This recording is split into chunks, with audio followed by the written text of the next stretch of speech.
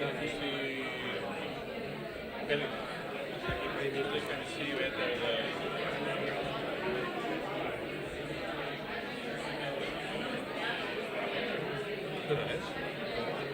el 16 y 31. read that last right.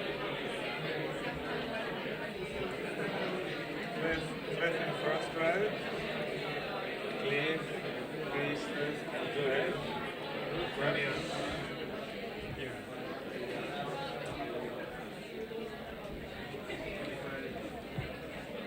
We wait for red or not?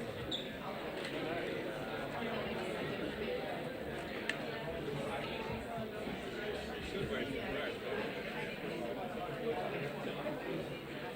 The red says Geli.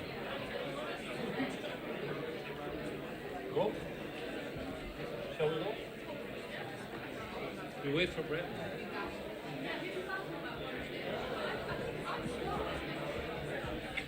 All right. Looks like we are going to start.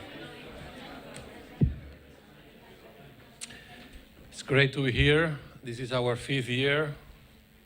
Someone said to me on the way to the restrooms,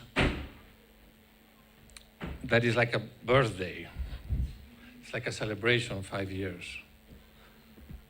I heard if you do 2 years, you fail the AA. If you do 8 years, you are sleepy at the AA.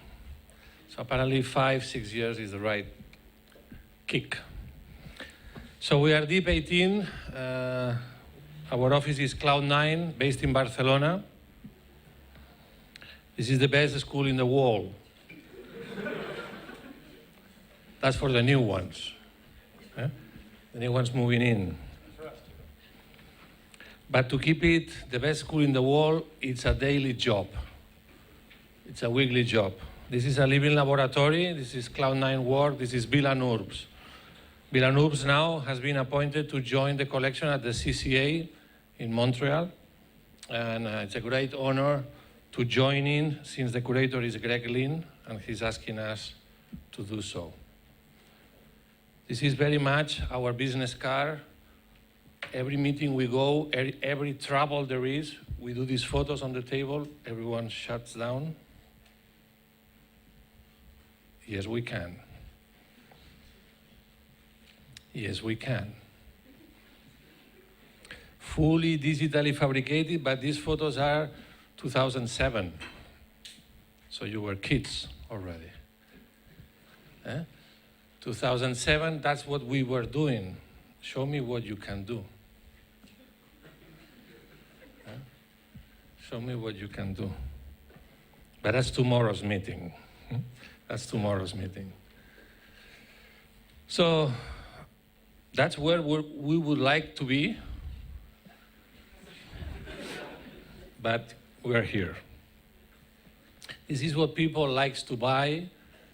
This is our clients are requesting us for a Mediterranean architecture. And this is what we are delivering to them. This is maybe Villanurbs 2.0. So this is last week, doing research of the Catalan vault, but without bricks, without concrete, just fiberglass. All that can be done with composite architecture, composite technology. This is a fiberglass concrete dome, together with the Art Center, with the students from the Art Center in LA, as a commission from Cloud9 to them to work together.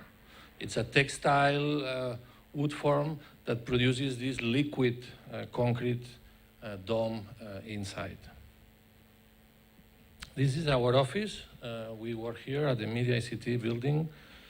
And since then, we are doing retrofitting projects. This is an urban retrofitting in Spain. We are working with landscape, mobility, electric cars, energy, culture, domes. At the same time, we are doing these master plans of retrofitting. Who knows what is #1 cause of global warming?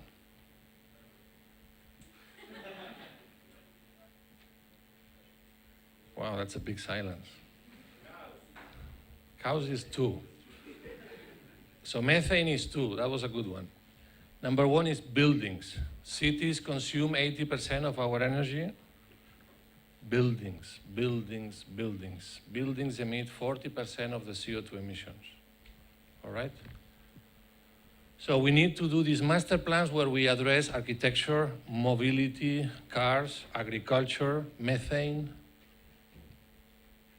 And that's what we are doing. We are working with factories. We are going into factories and we are retrofitting factories to add creative and innovation and disruptive innovation inside these neighborhoods. We are applying new meeting rooms using greenhouses and Teflon for these people. We are building bridges of fiberglass structure. So the fiberglass, which is very light, supports the glass, which is very heavy. So the structure supports something heavier with something lighter. These are the things we are doing. We are retrofitting clean energy. On top of that, we are telling them, yeah, it is about architecture, but it is about nature. It is about commitment to steel, yes, but it is also about hydroponic cultivation, water treatment, rain harvesting, and building structures as trees, trees as buildings, buildings as trees. Factories of the future in India. So we are not going to India because of the economy and the job ban, which is cheap, but we are going there because of the social adventure and attitude and commitment to build in India. In India means social behavior, India way, next way, and not best practices from Europe, from Germany, but next practices. That's a commitment, and we are there to do so. The same way as we did here, the retrofitting over the AA with a full commitment to this school. And Brett invited us to join 5 years ago, and yes, we are here to bring knowledge together. This is a factory of knowledge, and if it's like that, it will stay the best school in the world as a factory of knowledge. That's our unit, factory of knowledge. Not so much drawings, but probably knowledge. Education. As we are doing with El Bulli Foundation, with Ferran Adrià, we are retrofitting landscape to embed technology, to embed program, to embed architecture, to change landscape in a natural park from this to this. Learning from nature and using particles. Physicists were talking about particles in the 70s, and architects, we didn't pay attention to that. But if CO2 is the problem, the solution may not be a window. If CO2 is the problem, the solution may not be a roof. If CO2 is the problem, solution may not be a door. CO2 is the problem, helium is the solution. CO2 is the problem, maybe nitrogen is the solution. So if you want to learn about particles, if you want to learn about physicists, if you want to go into science, this is Deep 18. They are doing particles out of photovoltaics because a photovoltaic stays flat and the heat, it's okay, it's not so good, it's perfect, but not so good, down. That's an efficiency of 40%. If the particle is the photovoltaic, it's always perpendicular to the sun, therefore 100% efficiency, always great. And look at microalgae as an energy source. So we are growing our energy, we are cultivating our food, and we are cultivating architecture. At the same time, we are doing smart buildings, sure, but nature is smarter. And nature knows where the sun is, what sort of fruits I need to perform, how am I going to mutate in the next years. I need to produce more factories out of my factory, out of my tree. So we are taking all these sensors, learning from nature, and the building is run by the tree. The boss is the tree. The tree tells the building what to do. The night is now. I know. There is rain coming. I know. Listen. Nature must be listened. So we will teach you how to go from particles to architecture. It's not easy. Remember, it's not easy. So we know how to go from this to this. It's going to take some months, okay? But we know. And it's the proof is that we have technology like 3D scanning that allows us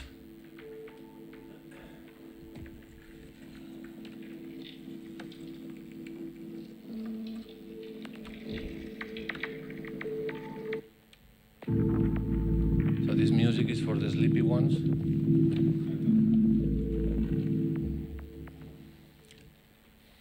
We know how to go from a 3D scan, and we know that we are mapping everything. We are mapping leaves, trees, branches, rocks, sun, landscape. But what we are also doing is mapping CO2 levels, salinity. What is the humidity in this room? Outside, inside, what is the water? We are water, we are 80% water, agree? And this is water, so is this us? When we condensate every night, is this us? When we swim, when we are in the spa, everything is us. It's everything our body. So if we start learning how these particles operate, we will learn how geothermal energy operates. We will learn that glass is a stone, but salt is also suspended in the sky, in the air, and it is also a stone. So we can produce salt and glass together. We will see how mobility shoots CO2 emissions and how energy embodied inside trees can help. So we will not say wood, we will say storage of CO2. And then the sun arrives, and then all performs together.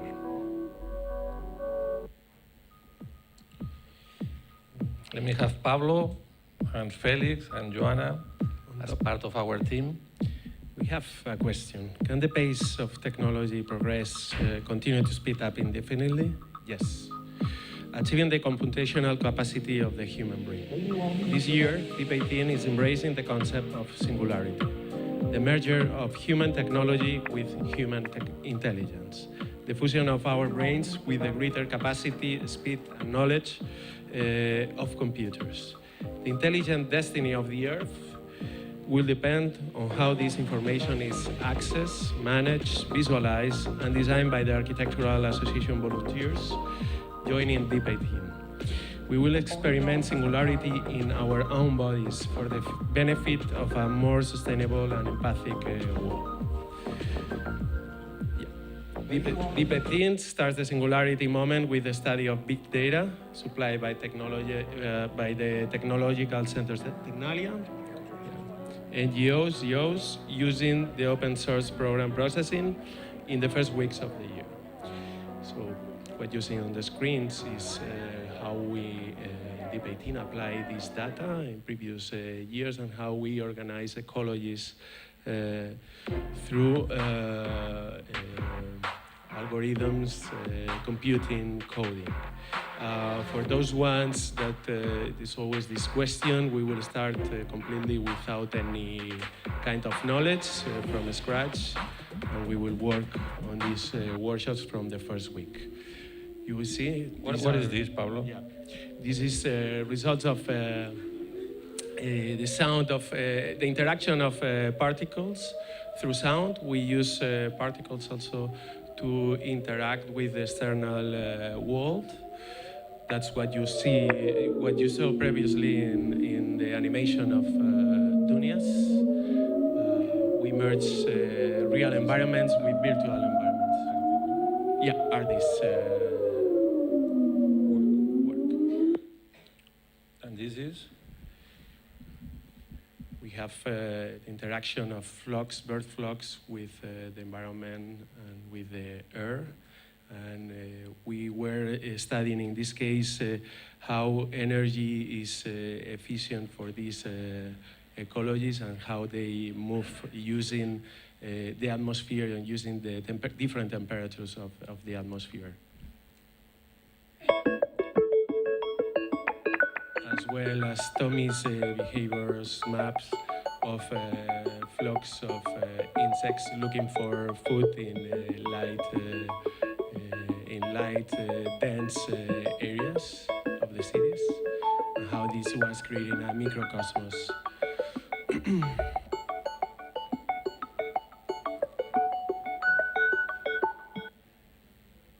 And this? We have the knowledge of learning how birds migrate from the Mediterranean Sea to the north of Europe. And this was resulting in a very interesting project of airports for birds, which were sustainable, located, and interacting with humans. And this? So this is, this I know. You see, the particles are very simple at the beginning, and we are going to teach you how to do processing. I think this was clear from Pablo's statement. So here you see how water condensates. At the same time, there is evaporation. This phenomena is producing architecture. The use of membranes to collect this water, to control these phenomena, to move these energy sources, and what is water being produced. Now we start to see the membranes, the volumes that emerge out of this complexity of this water performance and phenomena. And this starts to become a campus of buildings, of volumes, that start to learn from nature, from water, and perform with it. So this is the right step from particles and phenomena to architecture. So this is the proposal for this year. We divide the year in 3 terms, as you know. The first one, it's Silo 1. We call it Atmospheric Expedition. We will basically start week 6, I think, with our unit trip. At the same time, we will have meeting with NGOs, agencies, and experts at the same time that we are learning processing. So the focus of this silo is to basically be green conscious and engage with nature and green activism. In Silo 2, the particle behavior, it's the direct application of those learnings with an output of a particle phenomenon, performance animations, and 3D prints.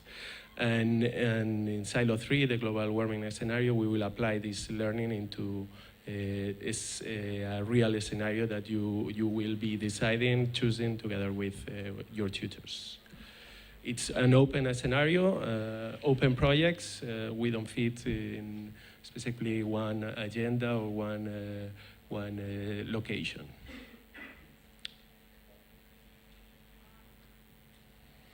So here I must say something about education.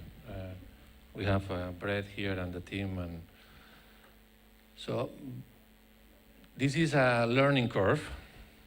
Yeah, you have heard about this, right? So you're here, and next year you have to have a learning curve. Yes, flat is not good. Got it? Eh? When you call the parents, yeah, I'm flat.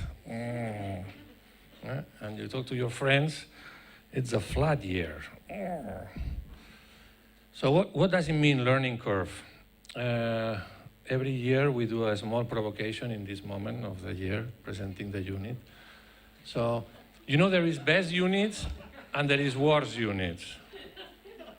I mean, I'm telling you this because I see it in your face. So you are thinking, who are the good ones and who are the bad ones? Clearly, we are one of the best ones, for sure. So what happens when a good unit gets a good student? We all get sleepy.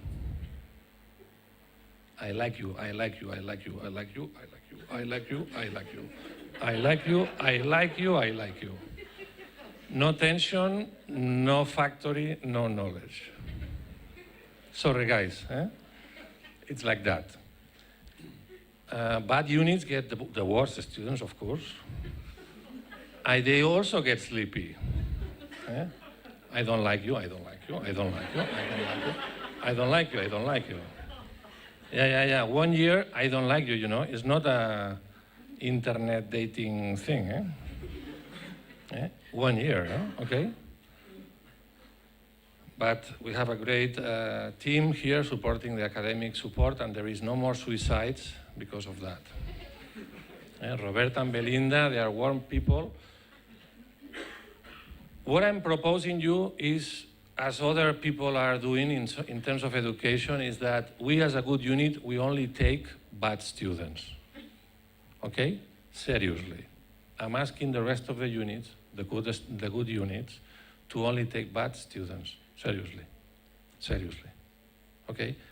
And I'm asking you, the good students, to choose bad units. Seriously, because they need you. Eh? Yeah. You were not here in the honors last year, and you will see what happens. A good student gets into a bad unit and pushes, and the whole thing changes. What matters is the school. What matters, not the institution, but what matters is the ecosystem that we build around the school. Okay? So I believe that if we get the bad students and we push the bad students all the way up, and you good students get the bad units and you push them also up, yeah? The learning curve will be great. Agree? Agree? Okay, we got the agreement of the director, eh? Not bad. That's good news. Later I will explain what is a bad student. Because that's the question I see in some faces. The bad news we have in our unit is that this was our exhibition space on the first year. This was the exhibition space in the second year. This was the exhibition space on the third year. Yes. We know where our exhibition space will be. We know the future.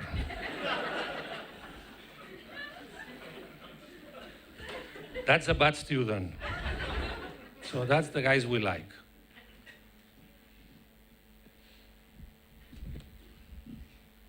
That was a terrible bad student in physics, Nikola Tesla. Bad student. She was a terrible student. If you check the files in the archives, she's my friend, of course. But if you check the files of Richard Rogers' late entry into the fourth year was not successful.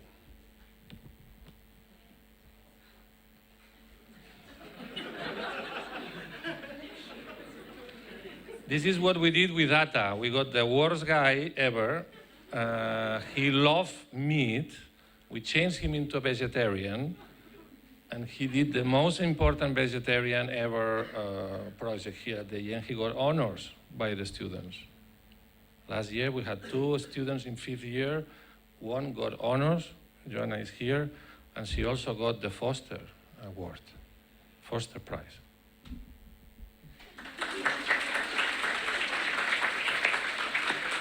So our average is 50% of our students get honors. That's the highest in the history of the school. Yeah, make notes. Okay, the scenario this year is, Felix? So this is where our unit brief takes place. We go to the sky, we go into the atmosphere, we go to space. It's the atmosphere, the air we breathe. It's talking about CO2. It's what absorbs ultraviolet radiation. Again, mapping data, which we're going to use for processing with Pablo during the initial stage of the project. Data mapping from Technalia Institute based in the Basque Country, who we will visit as well. Our atmosphere, troposphere, quite close, and the further we go. And then watching the Earth come alive, And you this see is the from lights the from the Apollo cities and mission. the towns. The The astronauts events you see describing. from space, like flying over thunderstorms, looking at them from the top, were spectacular. Like a fireworks show going on, and you're looking at it from the very top. You know, shooting stars going below us, or you know, dancing curtains of auroras. It's just Very hard to describe all the, the colors, the beauty, the motion.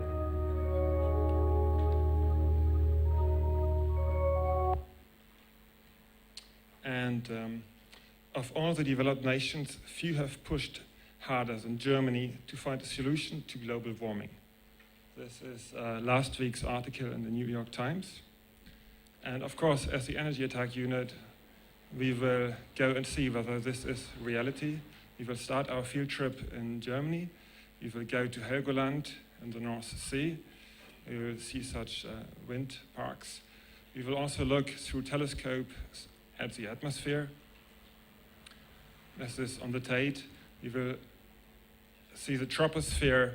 This is a nitrogen dioxide mapping, which shows actually that the atmosphere is something that as humans we interact with, that we change. Again, Tate, from Tate Observatory during the field trip. And of course, also again in Germany also has the most contaminating power stations, which we will visit. We will visit the open coal mining in Germany. This is Garzweiler 2, huge landscapes that are being modified in order to generate this energy. We will visit whole cities that are on the verge of being villages, on the verge of being destroyed. We will look at how these landscapes may be renaturalized. And we will connect with nature, we will connect with our atmosphere doing yoga during the field trip. And of course, during the field trip, we will become activists and we will learn how to make a difference. And that's what we'll do. These are great images of last year field trip. It's important to be together with these birds, to understand nature, to embrace, to 3D scan nature, to get data. This is part of the field trip. We are giving you all this technology. This is the kind of action. We almost killed one student. Yeah, no joking, no joking. Yeah, is that true, no? It was true, no? Cliff is sitting in the first row. I don't do yoga, but it helps. Okay. This is what happens. You start thinking and then you do action. You start meeting the mayor of a village and then you start knowing the policy. We are organizing meetings with Greenpeace. So we are facing reality, and then this is what happens. Then you can even become an immigrant in his project, which I think it's a big honor that he did it. We are visiting fish markets to see how they are dealing with transparency and the cost and illegal fishing. We are visiting labs. But we are also visiting people trading illegal immigration, which is happening in Barcelona. And a lot of our students are able to have the guts to go inside this place with a camera, record interviews, trying to find what's going on, what's wrong, what is the policy, what is the economy behind, and it's not easy, okay? With us, you are not going to do Google research, you're going to do action. And again, it takes guts. And I'm very proud of these people because they were in, and police, and they will tell you what it is like to be an activist. So, as one activist of last year, Joanna is here to explain us her project, which we are very proud of it. So please welcome Joanna. One more minute and we go. 2 more minutes. Okay, so this is a pilot factory of the future project where a natural salt marsh ecosystem becomes an industrial facility. Understanding the role of natural phenomena and the links between the growth of the ecosystem and its constituent parts has allowed me to map both the micro and micro-scale effects of this system, as well as speculate on how we can interact with nature in a more productive manner.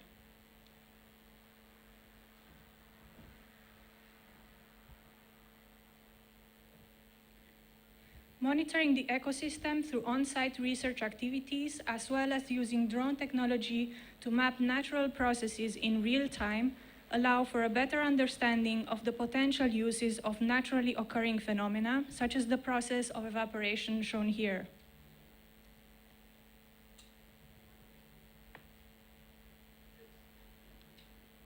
These processes are then enhanced through a series of small interventions that allow harvesting products while maintaining the balance of natural cycles.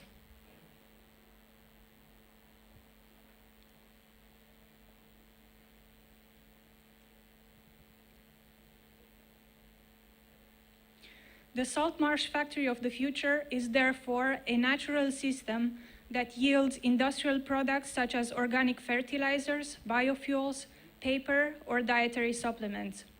Nature thus becomes the driver for industrial growth, which, as we know, is also the driver for urban development.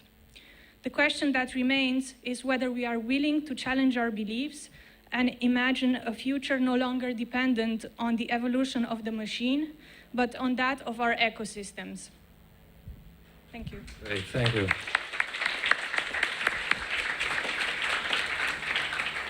So, again, this year is about moving from empathy to singularity. This was a very interesting feedback we got from Brett in one of these jury tables. So how close we are from singularity. So we want the AA to be the first school to have singularity research and education with architects working on that field. Thank you. Thank you all.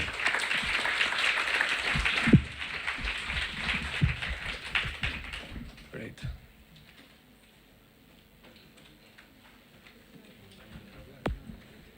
On time, eh? I love the unit thinks it's exactly right. It's exactly right. Yeah, thank you. Do you agree? I think the tension is much It's more necessary. interesting. It's much more interesting.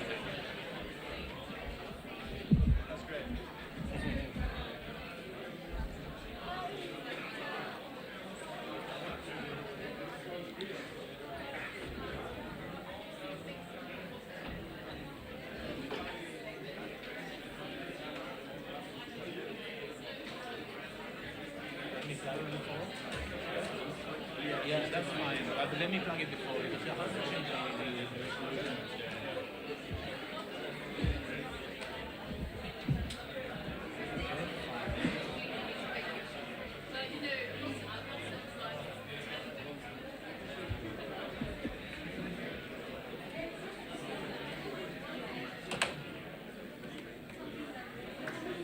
Oh,